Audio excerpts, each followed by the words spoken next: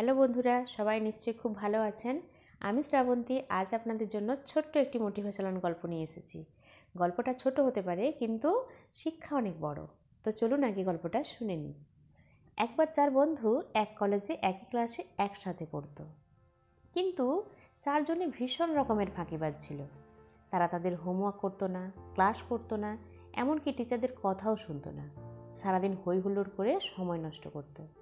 এইভাবে চলতে চলতে একসময় কলেজের পরীক্ষার সময় চলে আসে, কিন্তু তাতেও তাদের মজমস্তিতে একটুও ভাটা পড়েনি।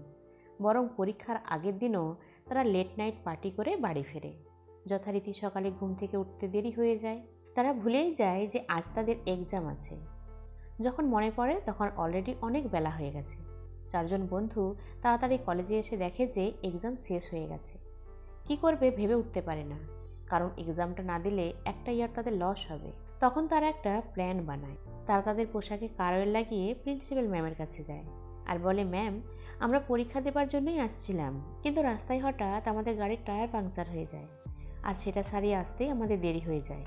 সময় মতো আমরা এক্সাম হলে পৌঁছতে পারিনি। তাদের সব কথা শুনে প্রিন্সিপাল ম্যাম বলেন, ঠিক আছে, তোমরা 4 জন কাল এসো, কাল তোমাদের এক্সাম নেওয়া হবে। 4 বন্ধু খুবই খুশি হয়। পরীক্ষার জন্য বাড়িতে পড়াশোনা শুরু করে দেয়।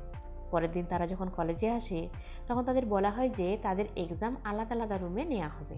4 জনকে আলাদা আলাদা রুমেই বসানো হয় আর কোয়েশ্চেন পেপার দেওয়া হয়। কোয়েশ্চেন পেপার পেয়ে 4 বন্ধুই হতভম্ব হয়ে যায়, কারণ তাদের প্রত্যেকের কোয়েশ্চেন পেপারেই শুধুমাত্র একটিই কোয়েশ্চেন ছিল, যে গাড়ির কোন টায়ার পাংচার হয়েছিল।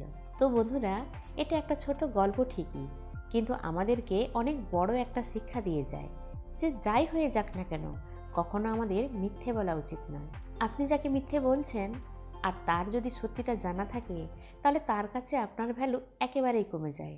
তার থেকে ভালো সবসময় সত্যিটা বলুন। সত্যি যতই কঠিন হোক না কেন, সেটা হয়তো আপনাকে সাময়িক কষ্ট দেবে, কিন্তু মিথ্যে আপনাকে জীবনভর কষ্ট দেবে। মিথ্যে দিয়ে জীবন জয় করা যায় না, মিথ্যে দিয়ে সত্যিকেও কখনো দমানো যায় না। তাই যদি কখনো কাউকে মিথ্যে বলেন, তো সবসময় মনে রাখবেন সত্যিটা একদিন সামনে আসবেই, আর সেদিন আপনি নিজেই নিজের কাছে ছোট হয়ে যাবেন এবং সবার কাছে মিথ্যেবাদী প্রমাণ হবেন। তাই কিছু বলার আগে ভেবে বলুন যে আপনি কি বলছেন, সত্যি নাকি মিথ্যে, কারণ একটা মিথ্যে আপনার পুরো জীবন নষ্ট করে দেওয়ার জন্য যথেষ্ট। তো বন্ধুরা, গল্পটা কেমন লাগলো অবশ্যই আমাকে কমেন্ট করে জানাবেন। লাইক করবেন, শেয়ার করবেন এবং এই ধরনের মোটিভেশনাল গল্প সবার আগে পাওয়ার জন্য আমার চ্যানেলটাকে অবশ্যই সাবস্ক্রাইব করবেন এবং বেল নোটিফিকেশনটি অন করবেন। সবাই খুব ভালো থাকুন। ধন্যবাদ।